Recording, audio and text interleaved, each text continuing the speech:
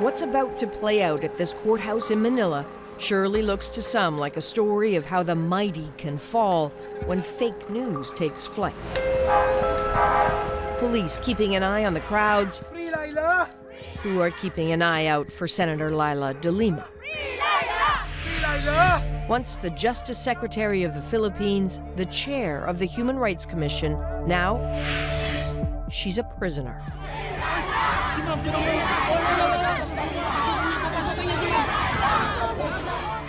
This is as serious as it looks.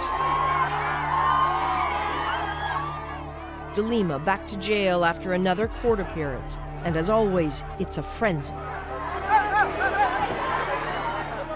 The woman who once went after drug lords is now facing charges of taking money from drug lords. She could be jailed for life. Her lawyers are certainly nervous. What is your biggest worry for her right now? Your biggest fear? Well, her safety, her security is our biggest concern right now. This is a test to the judicial branch of the government. This is a test case if really rule of law and due process is working here in the Philippines. In the Philippines of Rodrigo Duterte, this should be no surprise. The president has been perfectly clear what he had planned for the woman who has publicly and persistently criticized him and his drug war. Killing is killing, no matter what. He must be held criminally liable. Senator de Lima, it was your greed and your immorality that did you in. One day soon, I will bitawan ko yan in public. If I were de Lima, ladies and gentlemen, I'll hang myself. Obviously, Duterte cannot stand her. But does that make the allegations against her false? It's hard for Filipinos to know what to believe. Daily, they are bombarded with salacious tales about Duterte's critics, and about de Lima in particular. Obama calls de Lima abnormal. De Lima resigns. De Lima on suicide watch. Her son caught with drugs. Her sister arrested for drug trafficking. All startling stories suggesting the woman is a guilty mess. But all of them are fake, completely made-up headlines on made-up news sites. The problem is, that's not immediately obvious. Are they both real? Are they both fake? I think they're both fake. It's real or it's Yeah, fake? it is. About the Lima, it is. Sometimes I feel like it's fake.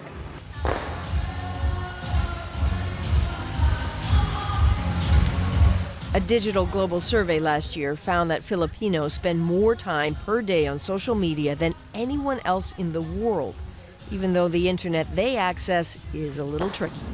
Your internet here on the phone, is it fast or is it slow? Slow. True. Mobile internet here is among the slowest and most expensive in all of Asia. So watching videos or clicking on links just eats up data. But Facebook is free. Filipinos can and do scroll through it all day long. That means seeing all those fake stories embedded in their timelines. But fact-checking those stories? Forget it. That means spending more money on more data. Can you always tell by looking at the headline if it's real or fake? No. You have to read the full article. But why would you do that if it's going to cost you money to open it? You won't open it. What do you think this does to your democracy, all this fake news? They can manipulate the minds of the people into believing something that is not real. Do you think that's happening now?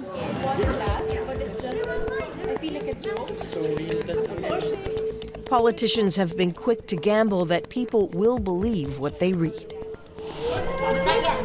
This is Rappler, a social media news outlet run by Maria Ressa. Her team has been studying online networks that were dispatched to fire up support for Duterte and shut down his critics.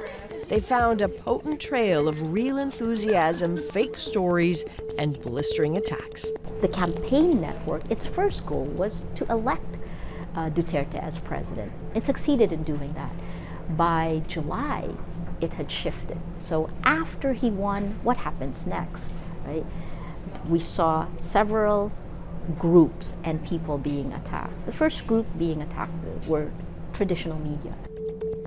The second, she says, was a series of attacks on Duterte's critics. De Lima was in the sights fast. When word leaked she was having an affair with her driver, which was true, suddenly all other accusations were painted as plausible too. Overnight, we watched her turn from being the head of the Commission on Human Rights, the former Justice Secretary, now a senator who did quite well, to becoming a drug lord. I mean, that's how the hyperbole spread. And we watched her online get stripped of her dignity. You had a congressional hearing where senators, most of them men, joked about her love life, and this just went to extremes on social media. Ressa and her team tracked the bulk of the pro-Duterte online campaigns to 3 core accounts that together reach millions of followers. These were the 3 content creators. They called their research the weaponization of the internet. And once it was published, Ressa says she started receiving 90 hate messages an hour for a month. Rape threats, death threats, lots of intimidation. If you do not believe in us, you do not deserve to exist. But their work and their research continues, including a look at one of the most significant pro-Duterte accounts in the Philippines. She's the anchor account for the propaganda machine. She's the anchor account. She's a woman named Mocha Uson, the blogger in that T-shirt showing Senator De Lima's prison picture. This is also Mocha, with her group, the Mocha Girls.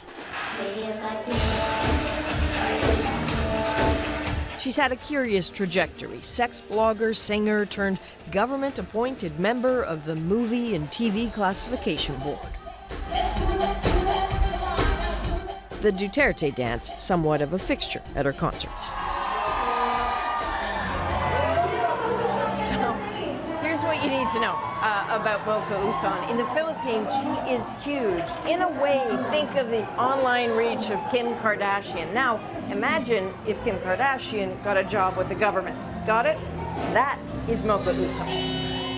Fiercely loyal to the president, sometimes traveling alongside him on foreign visits, always writing in support of him to her 5 million followers. Just before the concert, we sat down in a salon across the street from the club to talk about what gets shared online and why. Hey, Mocha, I'm Adrian.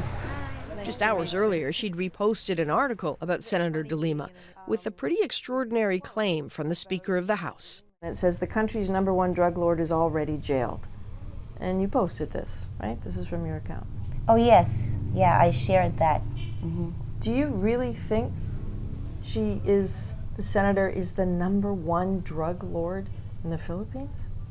Drug lord protector. But that's not what that says. It says the country's #1 drug lord is already jailed. I quoted the Speaker of the House. Right.